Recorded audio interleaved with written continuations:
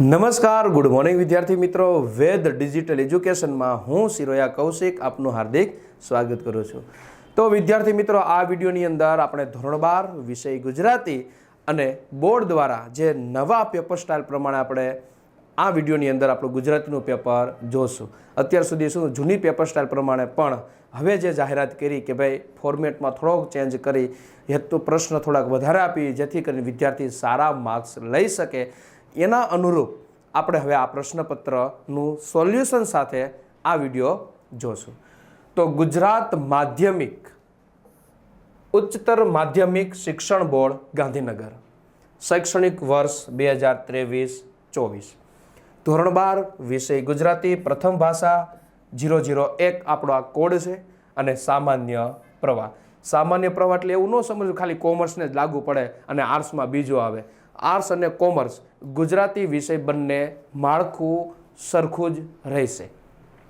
વાર્ષિક પરીક્ષાના નમૂનાનું પ્રશ્નપત્ર જે આપણે બોર્ડ દ્વારા આપવામાં આવ્યું છે એના અનુસંધાને આપણે જોઈશું. કુલ ગુણ 100, સમય 3 કલાક. સૂચના: આ પ્રશ્નપત્ર A, B, C અને D એમ 5 વિભાગમાં વહેંચાયેલું છે. પ્રશ્ન પ્રકાર પ્રમાણે વિકલ્પ આપેલ છે. જમણી બાજુના અંક ગુણભાર દર્શાવે છે. ભાષા શુદ્ધિ, લખાણ, મૌલિકતા અને ગુણ પ્રાધાન્ય આપવામાં આવશે.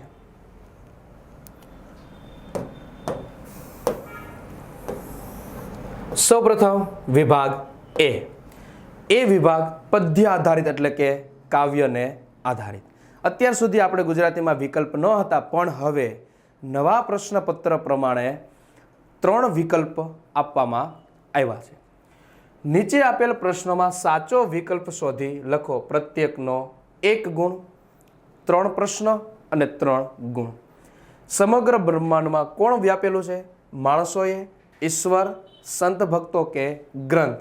તો જવાબની અંદર આવશે આપણે ઈશ્વર. સમગ્ર બ્રહ્માંડમાં ઈશ્વર વ્યાપેલા છે. બીજો પ્રશ્ન: નાયિકાએ શેનું આંધણ મેલ્યું? કંસાર, દાળ, શીરો કે દૂધ? તો નાયિકાએ દૂધનું આંધણ મેલ્યું.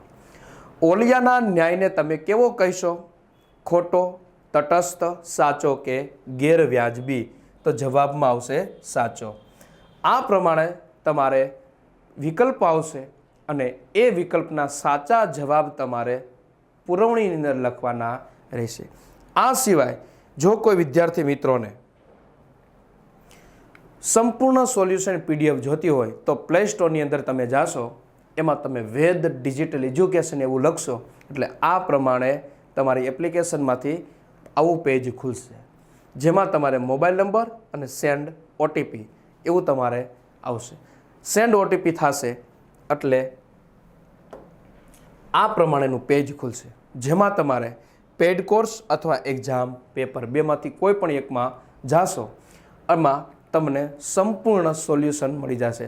આર્ટ્સ અને કોમર્સ બંને વિષયના જે કાંઈ તમારા વિષયો છે એ વિષયના સંપૂર્ણ સોલ્યુશન PDF મળી જશે. એ સિવાય ગાલા અસાઇનમેન્ટના આપણા જે કાંઈ 5-3 જે કાંઈ પ્રશ્નપત્રો આવશે એના પણ તમને સંપૂર્ણ સોલ્યુશન સાથેના વિડીયો અથવા એના PDF છે એ તમને મળી જશે. એ સિવાય હવે કોઈ વિદ્યાર્થી એમ કહે કે ભાઈ મને હજી અમુક પાઠના વિડીયો કે અમુક શબ્દ સમજાવવાથી જોવાના બાકી છે, તો એના માટે તમે YouTube વિડીયો ઉપર ક્લિક કરશો એટલે આ પ્રમાણે ધોરણ ખુલશે. એમાં ધોરણ 12 ઉપર જાશો એટલે આ પ્રમાણેના વિષય ખુલશે અને એ પ્રમાણે તમારે આમાં જે કાંઈ પાઠ બાકી છે એના ઉપર ક્લિક કરશો એટલે એ પ્રમાણેના વિડીયો આવી જશે. આગળ જોઈએ હવે આપણે એક વાક્યના પ્રશ્ન.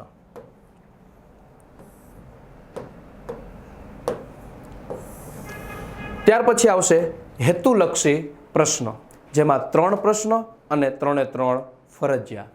રામબાણ કાવ્યનો સાહિત્ય સ્વરૂપ જણાવો. તો એની અંદર પદ અથવા ભજન. છેલ્લું દર્શન કાવ્યના કવિનું નામ જણાવો. તો છેલ્લું દર્શન જે અહીં કાવ્ય છે, આમ તો છેલ્લું દર્શન આસ્વાદ લેખ જયંત કોઠારી.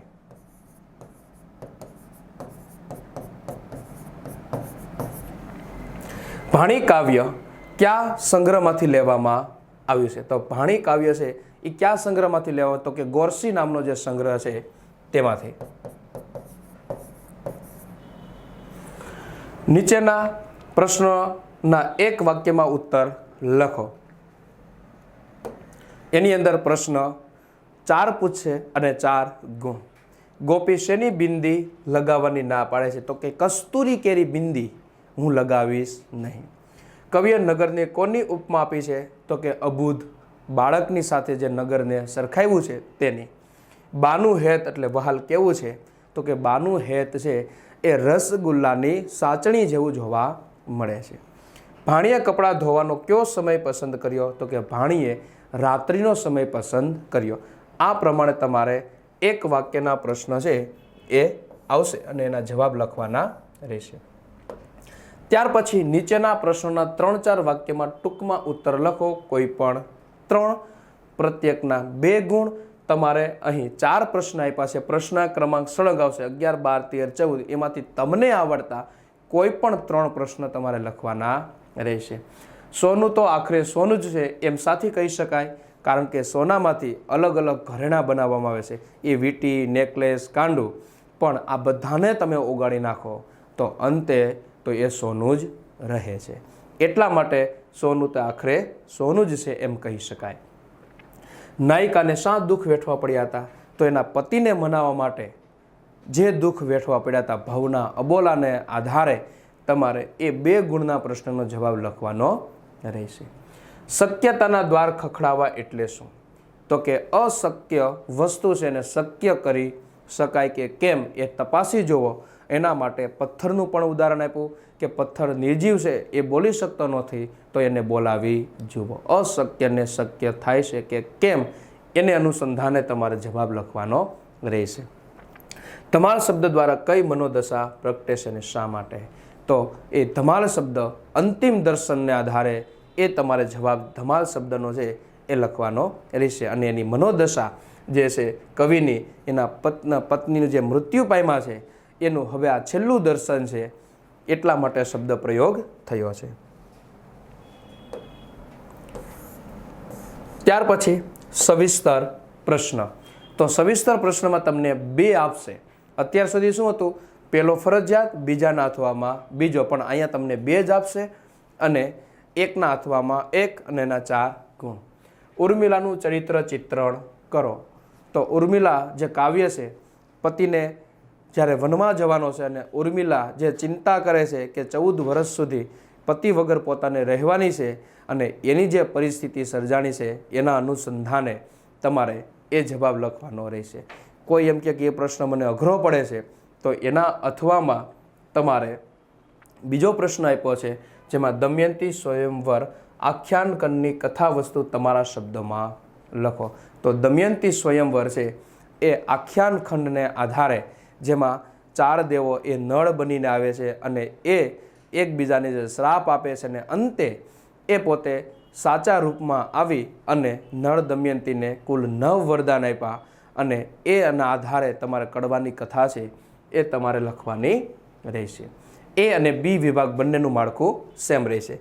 ત્યાર પછી વિભાગ બી જોઈએ તો બીની અંદર અહીંયા તમારે પાઠને આધારે પ્રશ્નના જવાબ આવશે. વિભાગ બી ગદ્ય આધારિત. એમાં પણ 3 MCQ આવશે. વિનોબાનું મન કયા 2 સ્થળે જવા તલસતું હતું?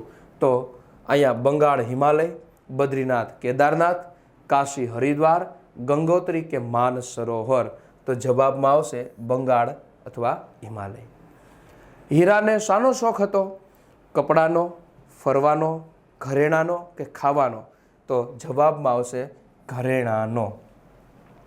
બાબા સાહેબ આંબેડકર જીવનની તત્વત્રયી કોને માને છે?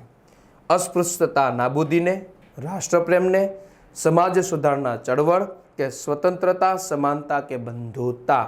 તો જવાબમાં આવશે સ્વતંત્રતા, સમાનતા કે બંધુતાને પોતે તત્વત્રયી માને છે. ત્યાર પછી આવશે હેતુલક્ષી પ્રશ્ન. તો ઓછીનું માગનારો ગદ્યખંડ કયા પુસ્તકમાંથી લેવામાં આવેલ છે? તો ઓછીનું માગનારો જે પાઠ છે એ રામ રોટી બીજી નામના પુસ્તકમાંથી લેવામાં આવેલ છે. સૌજન્યશીલ પ્રભાશંકર ગદ્ય લેખકનું નામ જણાવો. સૌજન્યશીલ પ્રભાશંકર મુકુંદરાય પારાશર્ય અને શરત વાર્તાના મૂળ લેખક એન્ટવ ચેખવ નામ એ તમારે જવાબ લખવાના રહેશે. ત્યાર પછી એક વાક્યના પ્રશ્નની અંદર જોઈએ તો અમરનાથ યાત્રામાં વહી જતી શેષ નદી લેખિકાને કોની સાથે સરખાવી છે? તો કે પેલી જે નદી છે એ કન્યા સાથે સરખાવે છે, ઉઘાડું માથું રાખી અને જે દોડી જતી હોય તેવી. વાર્તા નાયક શા હેતુથી ગાંધીગ્રામમાં આવ્યા હતા? તો કે કન્યાની શોધ માટે એ પોતે આવેલા.